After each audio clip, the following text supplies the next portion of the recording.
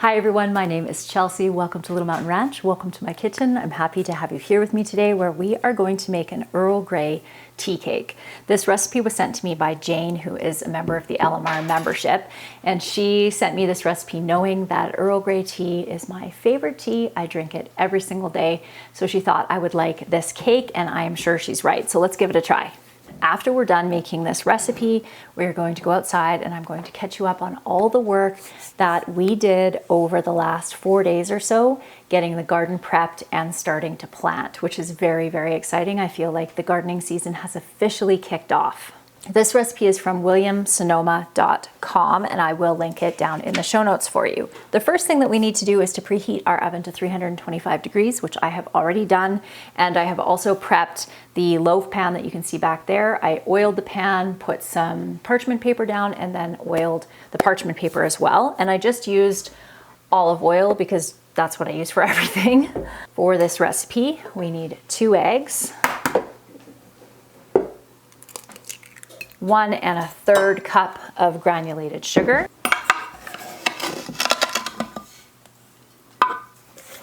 and I realized when I was in town this morning, I had a bunch of appointments this morning that I had to go to, that I did not have any homemade yogurt at home. So I stopped by the grocery store and picked up some Greek yogurt, and I can actually use this yogurt to start my next batch of homemade yogurt, which is great. So we need 1 cup of yogurt. We're going to beat this together till it's light and fluffy for around a minute. Hi! I'm surprised to see you back already. So now we're going to do a cup of oil, and we're going to add this in slowly while we're mixing with our mixer.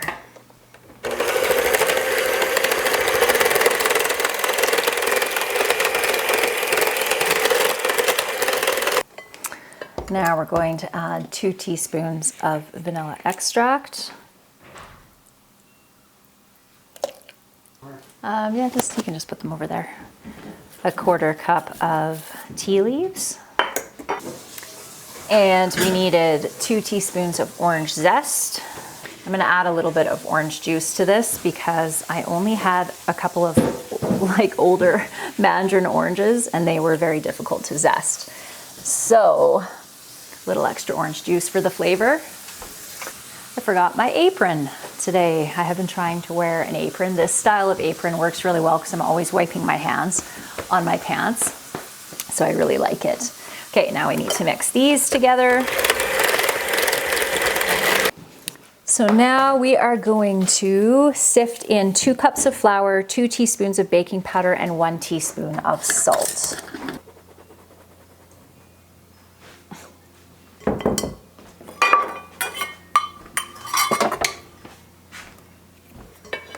And now mix until smooth.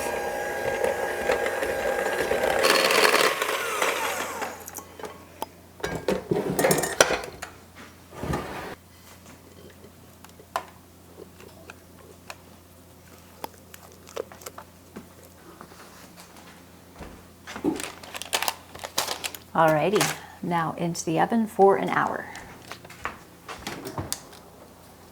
I was planning on going outside and taking you on a tour of the garden, but it does look like it's going to start pouring rain any second. So what I am going to do instead is get the kitchen cleaned up, and when our cake comes out, I'll leave it to cool. And while it's cooling, hopefully we'll be able to go outside and take a tour of the garden. I can't wait to show you everything that we got done in the last little bit. I was hoping that the rain would subside so that we could go outside and do a tour, but it is thoroughly raining still. It is really coming down. So we are going to have to wait and do our tour in the morning, but that is going to just be a couple of seconds for you guys. But in the meantime, we have our cake, which is now done. Smells really good. So we are going to make a glaze for it with some powdered sugar or icing sugar here, a little bit of heavy cream, some vanilla, and some freeze-dried raspberries from last year. So I'm just going to crush in a couple of the raspberries into there to make it pink. I also have some raspberry jam here. I've just added a little bit of water to it so I can drizzle it over the top. We'll add a little splash of, ooh, that's maybe a bit too much, of vanilla. A little bit of cream.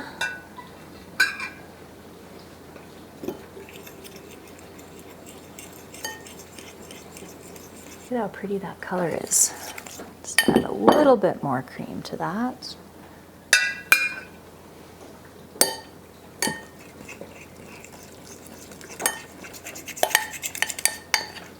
And I feel like that is probably runny enough.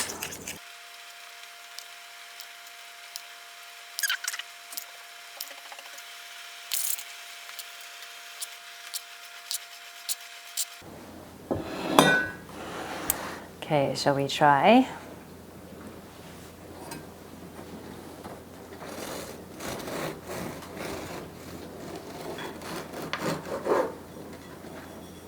Look at how pretty that is. Oh my gosh. This is just the prettiest cake, isn't it? Let's try a bite.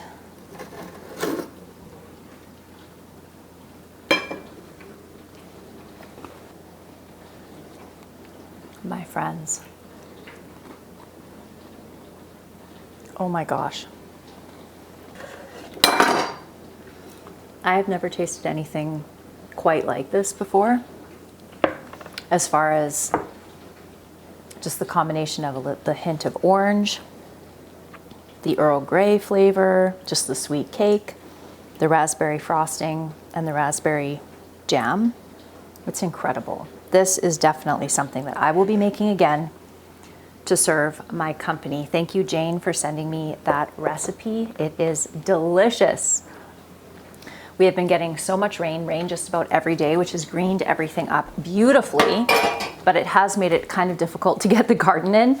So hopefully in the morning when we wake up, it is going to be dry and we can go out and have a garden tour. So I'll see you again then. Good morning, friends. So it is not sunny and bright outside this morning, but it is not pouring rain, so we can get out and do our tour. First stop in the garden tour is I went to the nursery yesterday and I bought 2 more haskaps to replace a couple of plants that have died in my forest garden. I'll show you that when we get there. And my beautiful ornamental crabapple tree is in bloom. So gorgeous. It's 6:30 in the morning, so I'm looking a little tired. I have had some tea already this morning, but still feeling not fully awake. So something new happening with the forest garden this year. You can look back to, I think, around 5 years ago now and see when I built, maybe it was 6 years. It's been a while when I built this forest garden. And we're at the point now where it's actually in production, which is very exciting. So what I have decided to do in the forest garden is, you can see here, I've removed all of the thick mulch I had on here, the landscape fabric, everything that I had that was basically to impede the grass from growing into the forest garden. And I have planted tons of different kinds of clovers in this all around all of the fruit trees and all of the shrubs and everything that you can see here. And the reason for that is because we are in an area that has some serious quackgrass everywhere. And no matter what I try to do or what type of landscape fabric that I use or weed barrier or anything like that, it just comes through it. So I've decided, instead of trying to fight it, I am going to try to become friends with it and turn my forest garden more into a little bit more of a typical orchard with grass. I've always had the grass pathways that you can see here, but now, so my plan is to continue having all of these. So these are comfrey, this is beautiful rhubarb, and I'm going to have those things around my fruit trees because they act as a natural mulch when they die back. Well, when they're growing, they choke out a lot of the grasses and stuff around the fruit trees, and then when they die, they create a natural barrier for the grasses around the fruit trees, and it's really effective. So I'm going to keep doing that. See over there, I have more around that fruit tree. I have comfrey planted around the base of all of my fruit trees. And the rest of it, I'm just going to let go and keep it weed whacked down. You can see over here, I actually think it looks really nice. And it's sure easier to maintain than mulches. But you can see here, this one I started to let this happen with last year, and it's already to the point where it's just about kind of even lawn with the rest of the lawn that's around and in the pathways of the forest garden. I've already removed all the rocks and the dividers that I had between the top parts of the bed. I am going to leave the logs.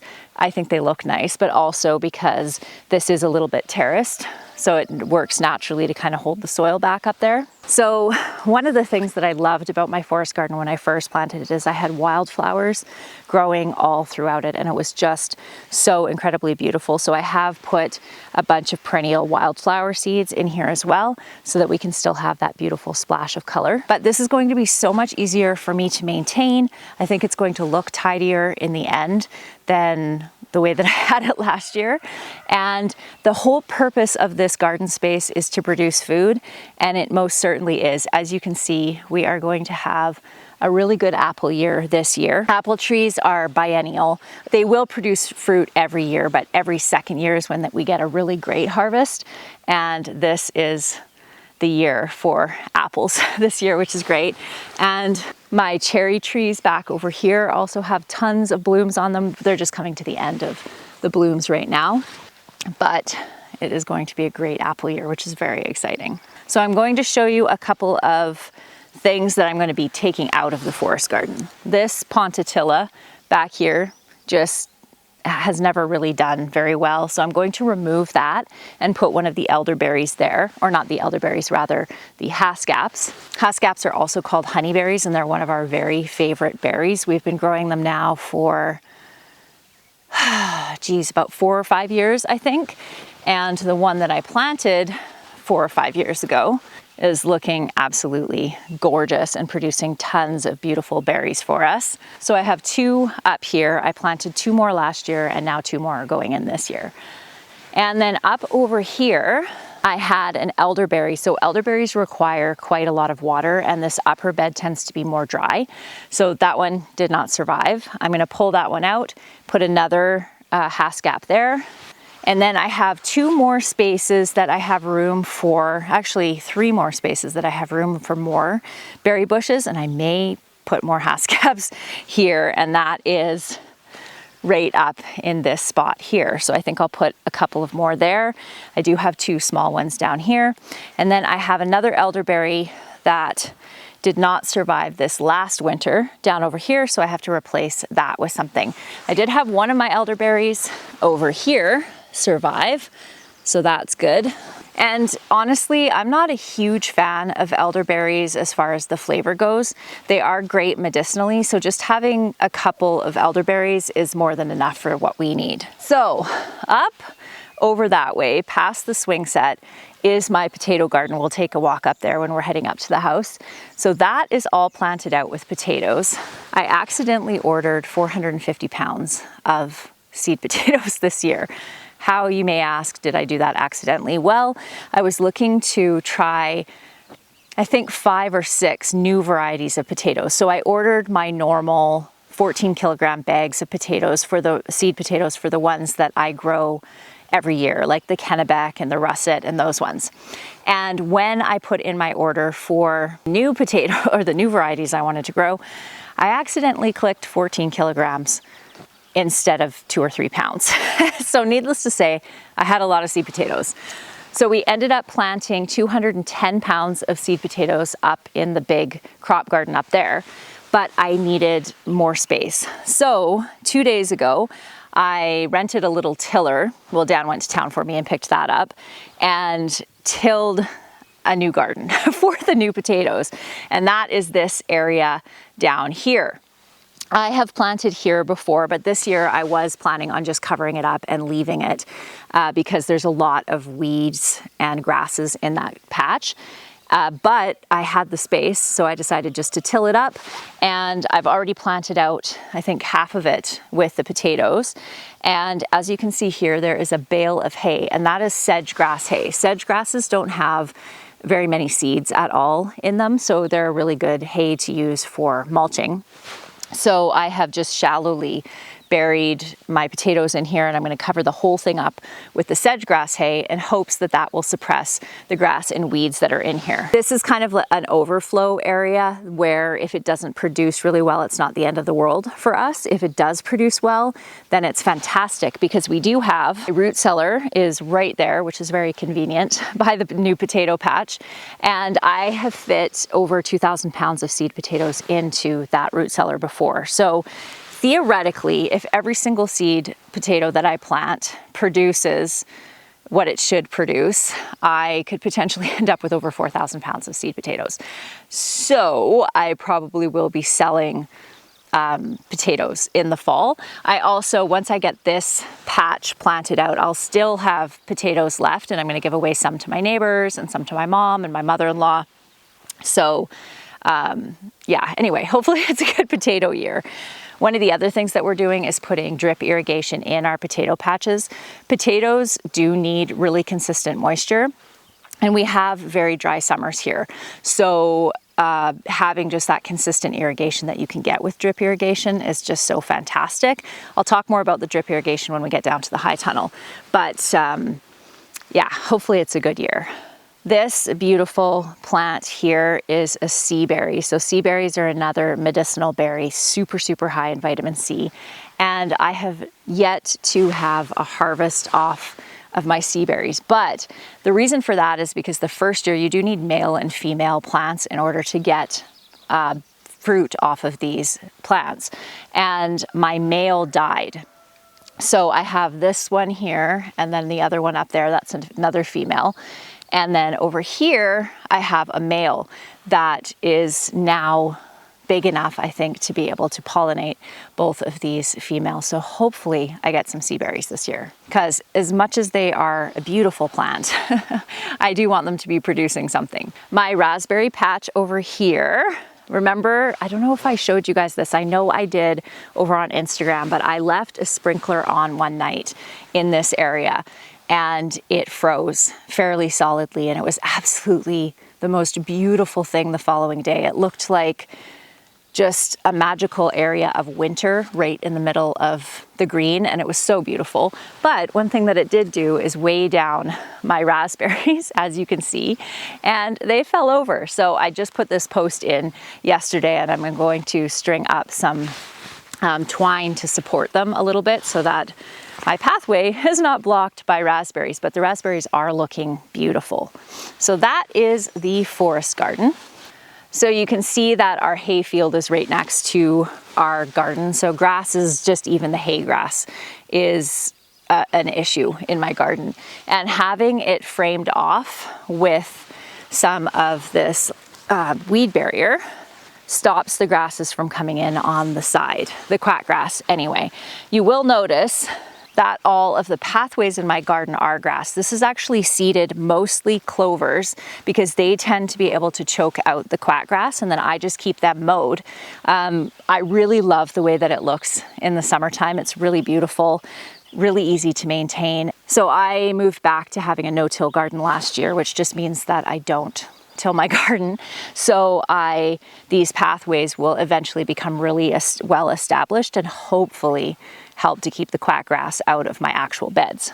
I do have some planting done. You can see markers here. I have beets up at the top, turnips, and I'm going to put some rutabagas down here. Onions planted in this bed, and then above that I have carrots already planted. And my hope is by the end of this week to have the entire garden planted. But I have garlic looking good over here. This is that garlic that we pulled up and planted together, I don't know, 3 weeks ago now. Also looking good, a little bit smaller than the garlic that wasn't pulled up and replanted, but I'll still get a harvest out of that. And this bed down here, I'm really excited about. This entire bed is flowers. I have planted sunflowers on the back, cosmos, zinnia, and then dwarf cosmos on the front. And I think it's just gonna look so beautiful, big splash of color down at the bottom of the garden. My garden is somewhere around 1/3 of an acre total space that I have planted between the forest garden, all of the main crop areas here, and then the crop garden up above that I have my potatoes, usually onions, and sometimes squash in up above. So we have lots of wonderful growing space here in the garden. This area that is covered with, it's also not all the way pinned down because I ran out of pins, but this area here was where I had my kids' gardens. Each of my kids over the years have wanted to try gardening, and sometimes their garden patches have lasted a couple years, and sometimes they'll just try it for 1 year. And so now I'm down to the point where only my youngest still wants to be gardening. So I have covered up the areas where my kids' gardens were just to kill off the grass because they got very grass infested last year. So my plan is to fill this up with squash. I'll just put some holes in this, and just so that the black plastic can all be covered up. My youngest and I were out in last evening in the rain planting her garden. So these are some of the plants that she picked from the nursery that we were at last night, and it just looks so adorable. She's really happy with it. She thinks it looks quite magical, and I couldn't agree more. Isn't that beautiful? Okay, now we also have these 2 rows here that have weed barrier, and it goes all the way up, way past to the end of the garden up there. And I'm going to be planting my pickling cucumbers in this row, and probably some squash again along the back, and then all the way up to the end. Again, quackgrass. If you see weed barrier in my garden, its primary purpose is to get rid of the quackgrass. And honestly, I'd have to leave this on here for years to actually kill the quackgrass, because what the issue is with that kind of grass is it's a rhizome grass, and the rhizomes can travel for a long way. So they can, yeah, anyway, it's a nightmare. I don't even want to talk about quackgrass anymore. I'm just dealing with it now at this point. So my garden is a little bit of a mess right now because I've been out here in between the rain planting. So I have trays and containers and mess all over the place. But by the end of this week, it should be all planted and cleaned up. So I'll show you what I've started with. So this is my herb bed that's in front of my little greenhouse. So I have geranium, just for red in the back, celosia, which is looking very sad because it very much needed to come out of its tiny little pot. So we'll see what it does now that it's in the bed. Lemon balm, oregano, lavender, rosemary, sage, some more oregano, sweet marjoram, parsley, and then some chamomile back over there. I'm gonna plant some more celosia back along this way for color. My dog got into my garden and walked straight across. He didn't walk on the path, straight across the bed, all the way down. So this is my carrot bed here, one of the carrot beds anyway. We have lots of plants that I am hardening off all around here. This weather is not great for planting, just for getting in between the rain to get out to plant, but it is fantastic for hardening off. I've been able to leave most of my seedlings out for the last 5 days, even out overnight, just because it's overcast and I haven't had to worry about bringing out my umbrella and shading them or anything like that, or moving them out of the sun, because we haven't had any direct sun, which is perfect for hardening off. I have some petunias planted in here. So these are wave petunias, so they're gonna grow really big and hang over the side of this. And then over here, we have 2 sets of pea trellises that go all the way down that way, and the peas are starting to come up. All this grass that you can see in here is actually from weed whacking. It just kind of blew up over here, so it's not actually grass growing in the bed, thank goodness. But yes, we have peas coming up. The last couple of years, I haven't actually grown peas very much at all. I find that peas are one of those things that are a lot of work and take up a lot of space for the amount of food that you actually get. And I can buy bags of organic peas from Costco for a fairly decent price. This year though, I just felt like growing peas. I don't know why. So I decided to put up a couple of trellises and grow peas. I'm growing homesteader, Alaska, and dwarf purple sugar snap peas, which are really good. So all of those are planted in here. Back over there is another area, and I can see that the landscape fabric blew off. We had that huge storm yesterday and it was so windy. I keep calling it landscape fabric. It's weed barrier, the stuff that I'm using, not landscape fabric. But I'm gonna have to really put some big rocks on that to hold it down because the pegs just can't seem to hold it. And then in beside that, I have my asparagus patch, which is definitely at the end of its life cycle. It's probably at least 25 years old at this point, and I'm not getting a ton of asparagus out of it. So I think this will be the last year, and then I will cover that up as well and kill off the grass and convert that into something else. So over here, you can see I have started planting brassicas. What I try to do is to cover them as soon as they get in the ground, because over the last couple of years, we have had huge issues with cabbage moths. The first 3 years that I gardened here, maybe even 4 years that I gardened here, because there hadn't been gardening here for a long time before I started, we didn't have any cabbage moths for years, but they found us. And so now we have cabbage moths. So as soon as I plant out my brassicas, I like to get them covered, but I was out here doing this in the rain 2 nights ago, and I haven't put my 2x4s along the side to hold the sides down, but I'll get to that today.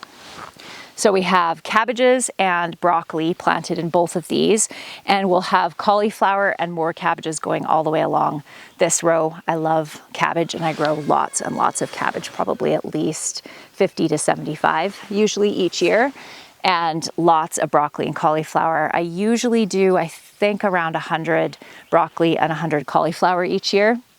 So this whole entire space will be brassicas. Right here, I have a couple of zinnia that are looking rather sad. Zinnia do not like to be transplanted. And these ones I actually grew in little soil blocks. And so when I had to pull them apart, I ripped the roots. They weren't very happy, but I should get some early color here. I do have zinnia planted from seed all over the garden, but hopefully these will give us some early blooms. These are Egyptian walking onions, and these seed actually came from one of you. And I have to get in here and do a little weeding, it looks like, but almost every single seed that I planted came up. So that's really exciting. I've always wanted to try growing Egyptian walking onions, and now we get to see what they do. This year, spring came really early, which was lovely because I was able to get out and work in the garden in March, which is pretty uncommon here. Usually we have snow on the ground at that point.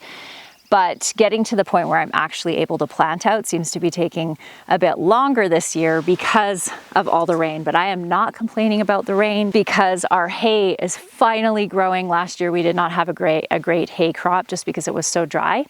But our hay, as you can see, is turning green and beautiful, and everything's green, and hopefully all this rain will help to push back this drought, this really serious drought that we've been experiencing here for the last few years. So I am not complaining about the rain at all. So that's kind of where I'm at with the main garden right now. A bit of a mess, but we're making progress. This is my high tunnel. So my high tunnel is 21 by 60 feet. And in here, I love my high tunnel so much. And in here, we have a planted high tunnel. So I set up all the drip irrigation a couple of weeks ago, and it's working fantastically. I'll show you what we've done with the drip irrigation this year. And over here, we have tomatoes, peppers, couple rows of tomatoes there, and more tomatoes over there. With all this rain that we're having, it's been kind of nice because having the overcast skies at night have kept it so that we haven't actually had a frost now for almost 2 weeks, which is great. It is a little bit cooler, but no frost. So yay for that. And as you can see, my peppers are looking significantly better to how they were looking in the greenhouse. They're still a little bit stressed just from the colder temperatures and just being in small pots, but it won't take them long to perk right up. Same with my tomatoes. You can see the color isn't great. This is all stress, this kind of purple and yellow, but all of the new foliage that's coming out since we put them into the high tunnel is nice and green and looking great. It's going to be a bit of a slow start with the tomatoes this year, just with the cooler temperatures that we're having and the fact that I wasn't able to get these out into the high tunnel until about 5 days ago. I was looking back on photos from last year this time and the year before, and I had actual tomatoes forming on my tomato plants both years. So we're definitely behind this year, but that's okay. Over here, this is my drip irrigation. So we do have spring water and there is a lot of silt in our water. So if you remember last year, so you can see all the silt on this filter, but this is a great filter because I can just take this off and wash this filter, which I usually have to do every time that I run my drip irrigation, but it filters enough of the silt out that it doesn't plug up my drip irrigation lines. So last year, if you remember, we had another we actually had 2 more filters. We had a filter here, and then we had a big giant filter here. But we found that with just this one filter here, it was enough to filter it out so that it doesn't plug up our drip irrigation line. So we actually removed these, and we're going to put one of these filters up at all of our other taps where we're going to run the drip irrigation into the main garden. And that is very exciting to me. And then back over this way, I did decide to run some weed barrier both at the back there, and then also across the front here because quackgrass. Like I said, if you see this, it's because of quackgrass. And I planted an artichoke in the back, which I don't think is going to do much because I didn't start them early enough, and it's probably not hot enough here. But I also have some Great North, I think they're called Great North melons, planted 3 on this side and 3 on that side, so it'll cover up the weed barrier in the corners, and hopefully I'll get some melons. I think I've only, in all the years I've been gardening here, had 1 melon actually grow, but these northern melons are supposed to be good. Where I got these seeds is Crystal from Whole Fed Homestead, and she grows in a zone 4. We're in a 3B, so hopefully we'll get melons. So it would be amazing. And then I have some petunias in here. This one is one of those beautiful kind of bluish purplish. It's a type of mum. That's the name of it there in the middle, and then with the petunias around the outside. And looks like I have a sunflower seed coming up in there. And my daughter bought this gorgeous geranium for me for Mother's Day. And then I have some lavender in around it here. I just cannot wait for it to be a jungle in here in about a month and a half, 2 months or so. It's going to be just beautiful. I have a question for you. I used to have prayer flags here, but I actually still have a couple of them hanging there, but they have definitely seen their last days. So I took them down.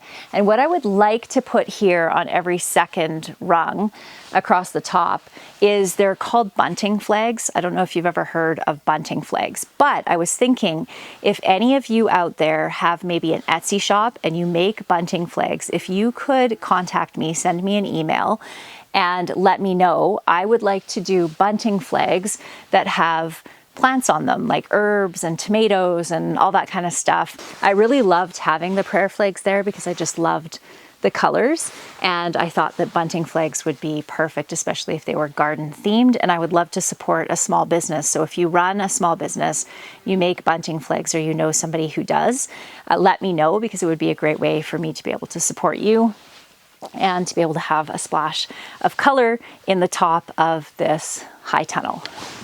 You can see that we did paint the back and the front here, this green color, which I absolutely love. There's a story behind my love of this particular color of green. My grandfather was an avid gardener, and he wore coveralls that were this color of green all the time. And even when he wasn't wearing actual coveralls, he wore work pants that was this color of green, and the garage doors on his house were this color of green. And I have such fond memories of that, so I put this green everywhere. It's my favorite, but it made it look a little bit more colorful and whimsical in here. I'm all about the whimsy, my friends. Bright colors in the garden and creating magical places. We've moved our cows out to this pasture because we're doing all the logging up above right now, and they're so happy down there. My plan is to do weekly garden tours this year, so you can look forward to keeping updated with the growth of the garden. I'll show you where we're at with the crop garden up here. So this is the crop garden, all planted out in potatoes. Anyone local on the hunt for a bunny? We have, I don't know if you can see back there, but we have some baby bunnies, hi sweetheart, that we are looking for homes for. Shall we move you guys onto some fresh grass? Hi, cutie pies. Hey, everybody move back. They're trained to move back, so we can move them onto fresh grass every day. Aren't they sweet? Hey guys. We're looking for homes for the baby bunnies now. If you are interested and you do live in the area. All right, friends, that is going to be it for me today. I hope that you enjoyed today's video and I look forward to seeing you next time. Bye.